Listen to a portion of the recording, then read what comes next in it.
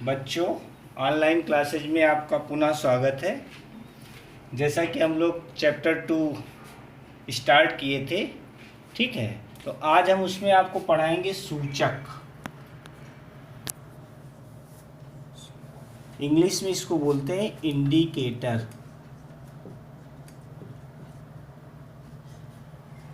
देखिए, सूचक या इंडिकेटर, जैसे नाम ही इसका सूचक, सूचना देने वाला, जैसा इसका नाम ही है सूचक, ठीक है। तो ये क्या होता है? एक प्रकार का रंजक या रंजक का मिश्रण होता है। क्या होता है?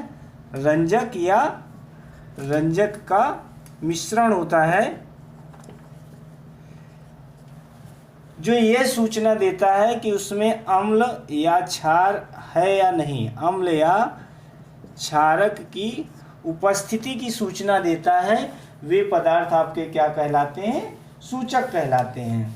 मतलब अगर सूचक की परिभाषा देनी है तो इसमें से एक पॉइंट और, ये अभिक्रिया के पूर्ण होने की भी सूचना देते हैं। अभिक्रिया के पूर्ण होने की सूचना।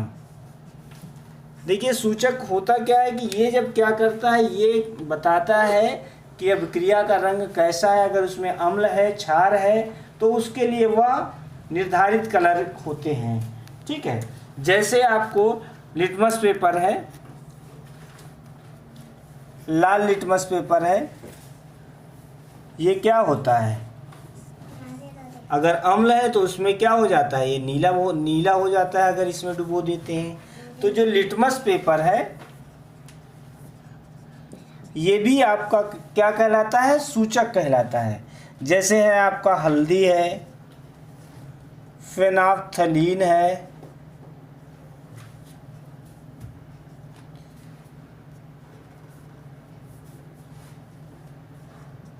फेनाफ्थलीन है, ये सभी क्या हैं? सूचक हैं। मतलब ये क्या होते हैं? कहीं पर भी अभिक्रिया के पूर्ण होने की सूचना देते हैं। मेथिल ऑरेंज है, ये सभी वे पदार्थ हैं जहां पर ये बताते हैं कि इसमें अम्ल या क्षार उपस्थित है या नहीं है, ठीक है। तो अगर सूचक की परिभाषा लिखनी होगी तो आप बताएंगे कि सूचक क्या होता है? एक प्रकार का रंजक या रंजक का मिश्रण होता है, जिसका प्रयोग अम्ल व क्षार की उपस्थिति को सूचित करने में किया जाता है। क्या करने में? अम्ल व क्षार की उपस्थिति को सूचित करने में किया जाता है। वे पदार्थ आपके क्या कहलाते हैं? सूचक कहलाते हैं, ठीक है। अब इसके आगे हम पढ़ाएंगे आपको अम्ल, ठीक है। अम्ल के पहले आपको सूचक की परिभाषा जानना इसलिए जरूरी था कि कुछ अभिक्रियाओं में ये पता चलता है कि सूचक को अम्ल क्या दर्शाता है।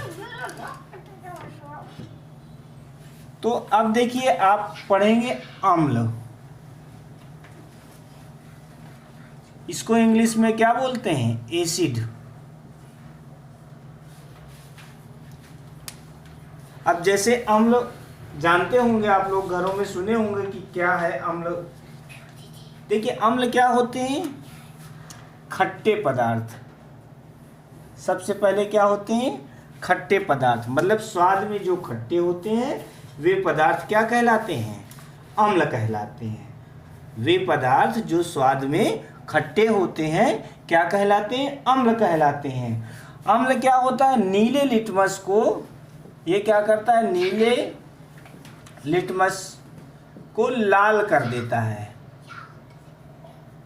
अगर नीला लिटमस है और अम्ल में डुबो देंगे तो ये कैसा हो जाएगा? लाल लिटमस हो जाता है, ठीक है। साथ ही अगर ये किसी धातु से क्रिया करते हैं, और किसी धातु से क्रिया करते हैं, तो ये हमको क्या देते हैं? हाइड्रोजन गैस देते हैं। हाइड्रोजन गैस देते हैं। अम्ल आपके क्या होते हैं? स्वाद में खट्टे होते हैं।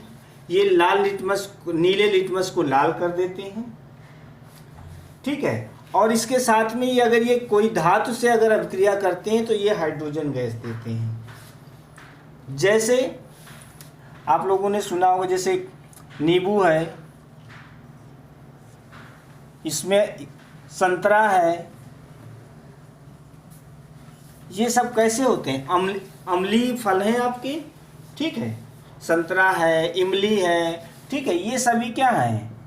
इमली है, ठीक है। तो ये सब पदार्थ स्वाद में कैसे होते हैं? खट्टे होते हैं। कैसे होते हैं? खट्टे होते हैं, ठीक है। इसके अलावा भी आप लोगों ने सुना होगा, अम्ल सुना होगा, जैसे HCl है, H2SO4 है, ठीक है। ये सब पदार्थ क्या है? आपके अम्ल हैं। अगर अम्ल की परिभाषा पूछी जाए तो क्या बताएंगे? वे पदार्थ जो स्वाद में खट्टे होते हैं, जो नीले लिटमस को लाल कर देते हैं तथा धातुओं के साथ क्रिया करके हाइड्रोजन गैस मुक्त करते हैं, अम्ल कहलाते हैं। अब इसी में देखिए आर्हेनियस ने एक परिभाषा दिया था, अभी पहले भी आपने स्टार्टिंग में पढ़ा है आर्हेनियस का सिद्धांत। तो आर्हेनियस के अनुसार अम्ल की परिभाषा इन्होंने दिया कि अगर हम हाइड्रोजन युक्त पदार्थ, क्या हो?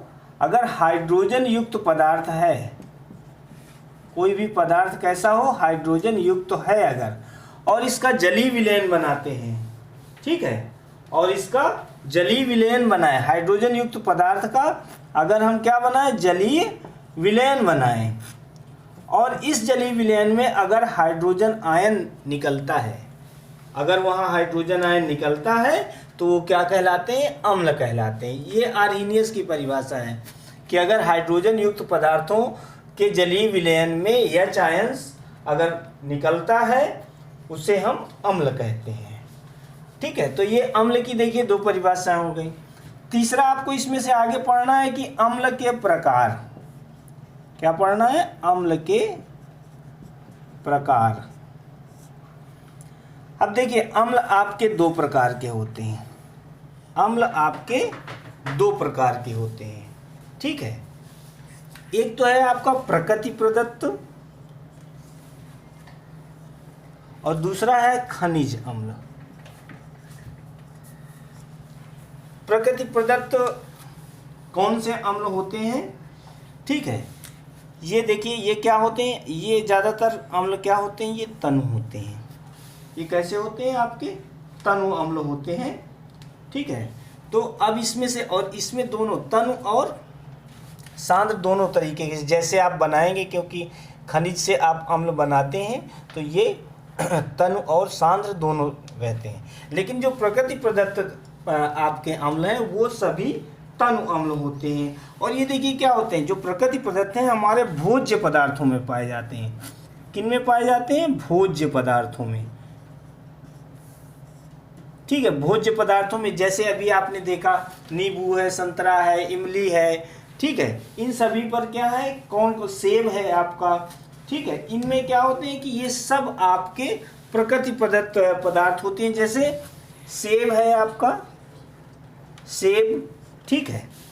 इसमें एसिड कौन सा होता है? Maleic acid. क्या होता है? मैलेइक अम्ल। कौन सा अम्ल पाया जाता है सेब में? मैलेइक अम्ल। जैसे आपका दही है, ठीक है, दही में कौन सा पाया जाता है? लैक्टिक अम्ल। लैक्टिक अम्ल पाया जाता है। इसी प्रकार से जैसे आपकी इमली है, इसमें आपका टार्टरिक अम्ल पाया जाता है, ठीक है। इसमें क्या होता है? टार्टरिक अम्ल पाया जाता है। जैसे आपका है संतरा है, इसमें आपका साइट्रिक अम्ल पाया जाता है,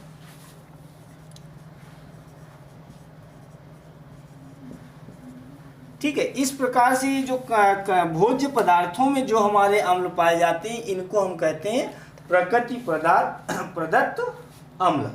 मतलब जो प्रकृति के द्वारा आपको सीधे रूप से प्राप्त होते हैं इनको हम कहते हैं प्रकृति प्रदत्त अम्ल, ठीक है। फिर क्या होते हैं कि ये है दूसरा खनिज अम्ल। खनिज अम्ल देखिए क्या होते हैं? प्रायः जो खनिजों से तैयार किए जाते हैं। खनिज अम्ल क्या है? खनिज अम्ल क्या होते हैं? जो खनिजों से तैयार किए जाते हैं। खनिजों से प्राप्त अम्ल। अब देखिए किन किन खनिजों से आपको अम्ल प्राप्त होते हैं। देखिए ये क्या होते हैं, जो ये प्रकृति प्रदत्त अम्ल होते हैं ये तनु होते हैं, और तनु के साथ साथ में ये क्या होते हैं, दुर्बल भी होते हैं, ये दुर्बल अम्ल होते हैं। जबकि ये क्या होते हैं, ये आपके प्रबल अम्ल होते हैं। ठीक है, तो ये आपके अगर खनिज पदार्थ हैं, ठीक है, खनिज पदार्थों से जो अम्ल प्राप्त होते हैं उन्हें हम क्या कहते हैं, खनिज अम्ल कहते हैं। ठीक है, इनका प्रयोग हम रंग रंजक, उर्वरक, औद्योगिक रसायन और विस्फोटक बनाने में करते हैं। ठीक है, ये त्वचा में पड़ने पर, जैसे आपका सल्फ्यूरिक अम्ल है H2SO4 है, ठीक है, हाइड्रोक्लोरिक अम्ल है HCl, ये सब क्या होते हैं, त्वचा में पड़ने पर क्या करते हैं, जलन उत्पन्न करते हैं। ठीक है, और ये संक्षारक के रूप में भी इनका प्रयोग किया जाता है, संक्षारक के रूप में इनका प्रयोग किया जाता है। घरों में आप लोग देखते होंगे, जैसे अचार बनाने में, ठीक है, क्या होता है, सल्फ्यूरिक अम्ल का प्रयोग किया जाता है। ठीक है, सिरका से आप जो एस्टिक एसिड होता है, सिरका से आप अचार बनाते हैं। तो इस प्रकार से जो खनिज अम्लों से प्राप्त होते हैं इनको हम कहते हैं, खनिजों से जो अम्ल प्राप्त होते हैं उन्हें हम कहते हैं खनिज अम्ल। ठीक है, ये खनिज अम्ल क्या होते हैं, ये प्रबल अम्ल होते हैं। ये कैसे होते हैं, प्रबल अम्ल होते हैं, ये प्रबल अम्ल होते हैं। प्रबल अम्ल देखिए क्या होता है कि जिनमें से क्या होता है, हाइड्रोजन आयन की मात्रा अधिक हो। ठीक है, अब इसके बाद हम पढ़ेंगे अम्लों के गुण, अम्लों के गुण कि अम्लों में कौन कौन सा। तो पहला है आपका स्वाद। स्वाद आपने अभी ऊपर पढ़ ही लिया, कैसा होता है, खट्टा होता है। अम्लों का स्वाद कैसा होता है, खट्टा होता है। दूसरा देखिए अभी आपने पढ़ा ऊपर, इनकी प्रकृति संक्षारक होती है, संक्षारक प्रकृति के होते हैं। कैसे होते हैं, संक्षारक प्रकृति के होते हैं। तीसरा है आपका धातुओं से क्रिया। किनसे, धातुओं से क्रिया।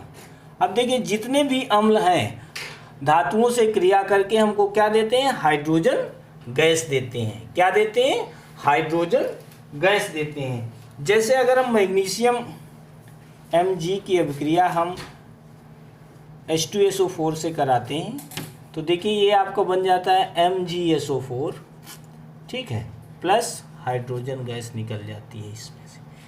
अगर हम चाहे मैग्नीशियम की अभिक्रिया अगर हम HCl से कराते हैं, ठीक है, तो पर यहाँ पर भी MgCl2 बनता है और हाइड्रोक्लोरिक अम्ल यहाँ पर क्या होता है, हाइड्रोजन गैस देता है। इस प्रकार से जितनी भी धातुएं हैं आपकी धातुएं अम्लों से क्रिया करके हमको हाइड्रोजन गैस देती हैं। ठीक है, फिर है धात्विक ऑक्साइडों से अभिक्रिया। धात्विक ऑक्साइडों से अभिक्रिया, देखिए जितने भी हमारे अम्ल हैं वो धात्विक ऑक्साइडों से अभिक्रिया करके हमको जल देते हैं। क्या देते हैं, H2O प्रदान करते हैं। जितने भी धात्विक ऑक्साइड हैं वो हमारे अम्ल से अभिक्रिया करके हमको जल प्रदान करते हैं। जैसे अगर हम कैल्शियम ऑक्साइड की अभिक्रिया CaO की अभिक्रिया अगर हम HCl से कराते हैं, ठीक है, तो यहाँ देखिए हमको क्या मिल जाता है, CaCl2 मिल जाता है, लवण और जल प्राप्त हो जाता है। यहाँ पर क्या क्या प्राप्त होता है, लवण और जल प्राप्त हो जाता है। ये देखिए आपका धात्विक ऑक्साइड है, ठीक है, ये आपका HCl अम्ल है, इससे अभिक्रिया करके ये आपका लवण बन जाता है और ये आपका जल प्राप्त होता है। तो इस प्रकार से किसी भी धात्विक ऑक्साइड से अगर आपकी, जैसे मान लीजिए अगर हम जिंक ऑक्साइड की अभिक्रिया अगर हम सल्फ्यूरिक अम्ल से कराते हैं, H2SO4 से कराते हैं, तो देखिए यहाँ पर भी ये जिंक सल्फेट बन जाता है, ZnSO4 प्लस H2O जल प्राप्त हो जाता है। तो आप ये याद रखिएगा, अगर किसी भी धात्विक ऑक्साइड से किसी भी अम्ल की अभिक्रिया होगी तो लवण और जल प्राप्त होता है। क्या प्राप्त होता है? लवण और जल प्राप्त होता है। इसके बाद है आपकी कार्बोनेट या कार्बोनेट के साथ या हाइड्रोजन कार्बोनेट के साथ। कोई भी कार्बोनेट है या हाइड्रोजन कार्बोनेट, हाइड्रोजन कार्बोनेट। देखिए कहीं पर भी कोई भी धातु जब कार्बोनेट या हाइड्रोजन कार्बोनेट से अभिक्रिया करती है तो ये कार्बन डाइऑक्साइड देती है। क्या देती है हमको? Carbon dioxide. यहाँ पर होता क्या है कि ये जो आपके कार्बोनेट है ये अपघटित होकर के यहाँ से एक ऑक्सीजन अपघटित होकर के एक निकल जाता है और कार्बन डाइऑक्साइड हमें प्राप्त हो जाती है इसमें से। ठीक है, और इसके साथ में ये कहीं पर भी होगा तो वो लवण बनाते हैं। लवण और कार्बन डाइऑक्साइड हमको प्राप्त होती है। जैसे अगर हम सोडियम बाइकार्बोनेट या Na2CO3 की अभिक्रिया, अगर हम इसकी अभिक्रिया HCl से करा दें, HCl से कराते हैं तो हमको ये TwiCnACl, ठीक है, plus CO2 carbon dioxide gas plus जल प्राप्त हो जाता है। ये देखिए आपका कार्बोनेट है। ठीक है, ये अगर अम्ल से अभिक्रिया करता है तो ये देखिए लवण, कार्बन डाइऑक्साइड और जल प्राप्त होता है। ठीक है, तो इस प्रकार से ये आपके अम्लों के गुण हैं। इसी के साथ में आपके अम्लों के उपयोग भी हैं। अम्ल के लास्ट में आपको पढ़ना है अम्लों के उपयोग। देखिए अम्लों का जो सबसे ज़्यादा उपयोग है वो आपका कपड़ा उद्योग, उर्वरक उद्योग, ठीक है, इन सभी पर किया जाता है। विस्फोटक बनाने में भी किया जाता है, कपड़ों की रंगाई में किया जाता है। मतलब ये आपको रंजक के रूप में किया जाता है। ये कपड़े की रंगाई में, औषधि बनाने में, उर्वरक बनाने में, ठीक है, ये उर्वरक बनाने में, औषधि बनाने में, इनमें इनका प्रयोग किया जाता है। इसके साथ में जैसे आपका सोना है, चांदी है, इनके शोधन में, ठीक है, ऑयल जो आपके खनिज तेल है, खनिज तेल के शोधन में, ठीक है, इनमें अम्ल का प्रयोग किया जाता है। जैसे आपका धावन सोडा बनाने में, और इसके साथ में देखते होंगे आपकी जो लेड बैटरियां हैं, इनमें क्या करते हैं, इनमें देखिए ये जो आपका अपघट्य के रूप में जो अम्ल है आपका वो अपघट्य के रूप में प्रयोग किया जाता है। इस प्रकार से आप लोग अम्ल किसे कहते हैं, अम्ल कितने प्रकार के होते हैं, ठीक है, अम्लों के गुण क्या हैं और अम्लों के उपयोग क्या हैं। आज आप लोग इतना ही पढ़ लेंगे और मैं इसका सब आपको नोट्स भी भेज दे रहा हूँ। और कोई चीज़ नहीं समझ में आएगी तो आप लोग फिर मुझसे व्हाट्सएप पे और पूछिएगा। और इसके अलावा सब लोग कॉपी ज़रूर बनाते जाइएगा जिससे आपको थोड़ा थोड़ा काम एक साथ पूरा हो जाए। ओके।